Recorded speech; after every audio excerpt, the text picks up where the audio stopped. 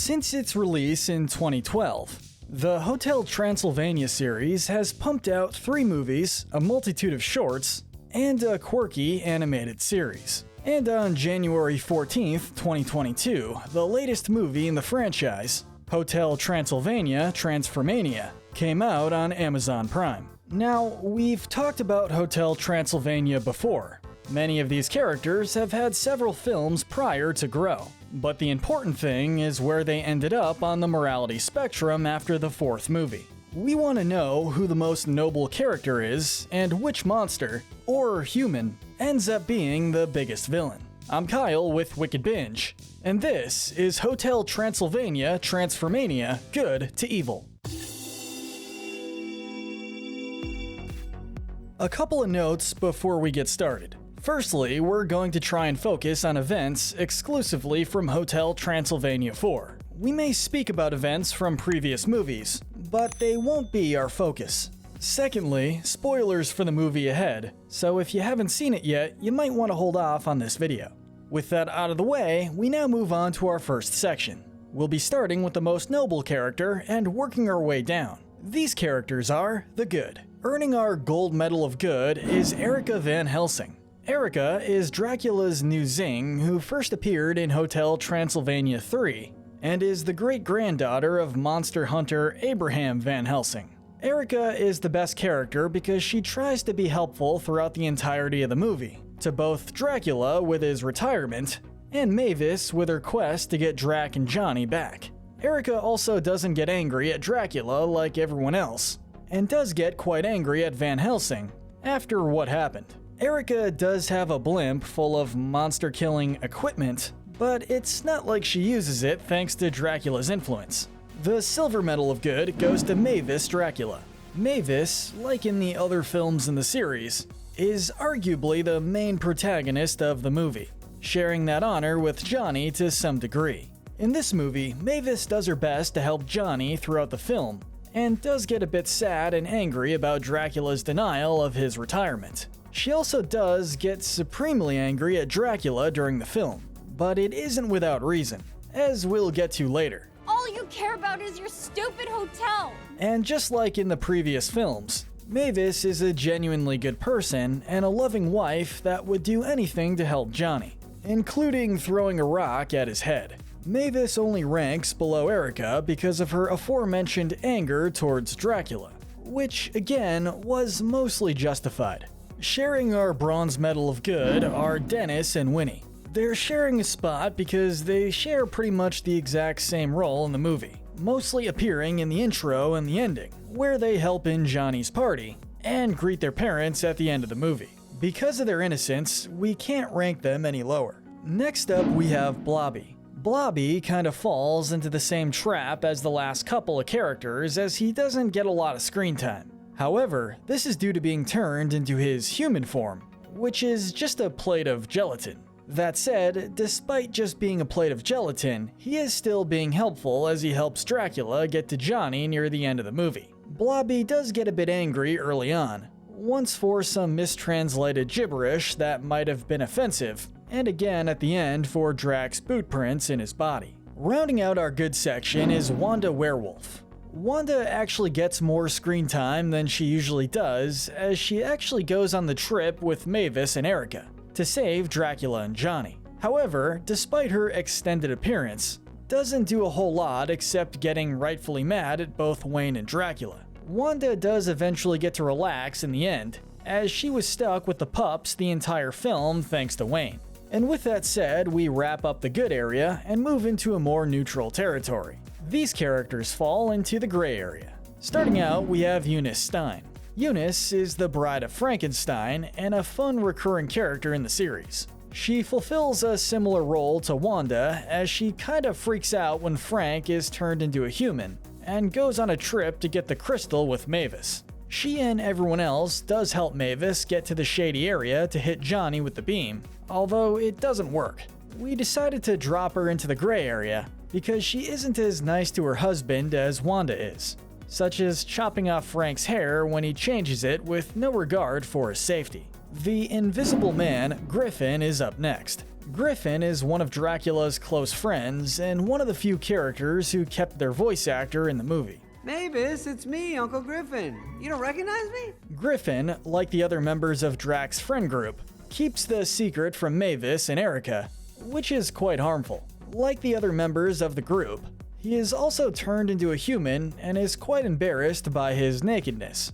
Throughout the rest of the movie, he is constantly seen holding Blobby and being helpful. He's only in the gray area because he does hide pretty important information from Mavis, but he's not alone in that respect. Another member of Drax's friend group, Frankenstein, is up next. Frank is one of the members of Drax's group that turns him into a human. What's up, fellas? As a human, he is very vain and full of himself throughout the movie, much to the annoyance of everyone else. Frank is like the others we've mentioned so far and hid the events from Mavis and Erica at Drax's request. Frank's vanity and the fact that he is a bit annoying is what ranks him here in the gray area. Next up, we have Murray. Murray is a mummy and one of Dracula's close friends that also gets turned into a human by accident. He, and you'll probably notice a pattern here, initially tries to hide the events from Mavis and Erica like Dracula asked. After becoming a human, Murray is kind of just an old man, accidentally almost hitting Wanda with a giant crossbow bolt, and being kind of useless near the end of the film. Murray doesn't actively harm anyone, but he does get pretty close throughout the movie. And rounding out our gray area is the final member of Drax's group, Wayne Werewolf. Wayne, as his name implies, is a werewolf and a good friend of Dracula, and, like all his buddies, hides what happened from Mavis and Erica. However, that's not why he falls where he does on our morality ranking. The main reason is actually after he turns into a human. He pretends to be Walter and tricks his children into thinking he wasn't their father. He forces the kids to stay with Wanda and enjoy his time alone. Now, yes, the pups are annoying, which has been the joke since the first movie, but that's still pretty messed up. And that wraps up the gray area. Now, the thing to remember about this movie is there aren't really any quote-unquote villains, but there are quite a few characters whose actions land them squarely in the bad section. It feels wrong to place him here, but starting out the category is Jonathan. Johnny is a nice guy, there's no doubt about it. Look at each of the movies and it's quite obvious. But speaking strictly about this film, however, we have to rank him here. He kicks off the plot of the movie by becoming a monster and goes on an adventure with Drax to get the crystal. He tries to be helpful, such as with the marshmallow analogy or slapping Dracula hard enough to knock him out to kill a mosquito. He causes a lot of destruction, which luckily doesn't get to human civilization, but he was feral because of the crystal, and not technically in control. However, we can't divorce him from said destruction, and have to rank him right on the edge of our bad section. In a very similar situation, Gigi the guinea pig is up next. Gigi is Van Helsing's pet guinea pig on who he tests some of his experiments. This is who Helsing initially tests the monsterification ray on, and they turn into a giant monstrous guinea pig. Gigi also turns into a giant feral beast due to the effects of the ray and attacks Helsing.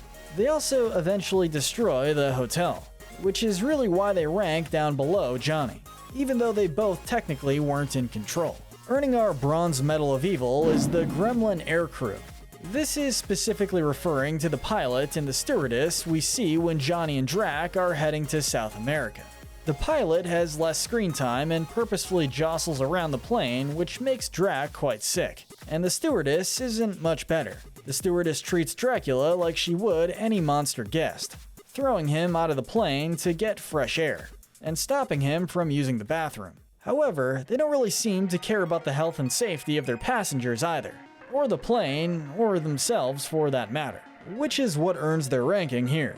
Snatching the silver medal of evil is none other than Count Dracula.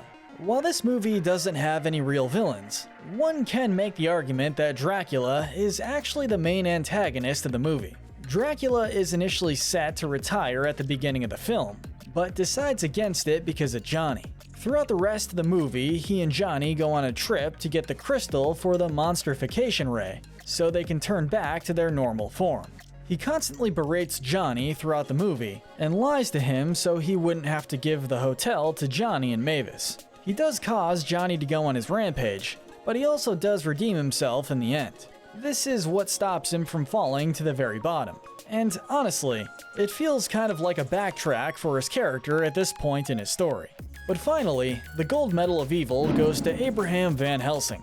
Van Helsing isn't nearly as bad as he was in the previous movie, but he's still the worst character in the fourth installment of the series. Not only does he turn Johnny into a monster, despite not testing things anywhere near as long as he should, he also tells Dracula and Johnny about where to find the crystal, but doesn't go with them when he actively knew how to get there. He shows little care for the other characters, even Erica, and while he has gotten better since the last movie, it's not really by much. But with our morality ranking complete, let's wrap things up by handing out a few Sinner medals. The Darwin Medal for dumbest character has to go to Count Dracula. After the last 3 movies of accepting Johnny and his lifestyle, he suddenly pivots to lying to him and hiding from Mavis. Snatching the Sloth Medal is Murray, who after being turned into a human, is constantly seen sleeping or falling asleep in random spots. The Gluttony Medal goes to Gigi, who just eats a lot during the film, and literally eats a part of the hotel in front of Drac. The Envy Medal goes to Wayne, who was always envious of non-parents, but he was even more envious of his previous persona, Walter. And finally, the Pride Medal goes to Frank, who became incredibly vain in his human form. But let us know in the comments section if you agree with our ranking, and tell us what we should cover next. Remember to hit that notification bell and binge our Good to Evil playlist, where we break down the morality of the characters in your favorite cartoons, shows, and movies. But most importantly, stay wicked.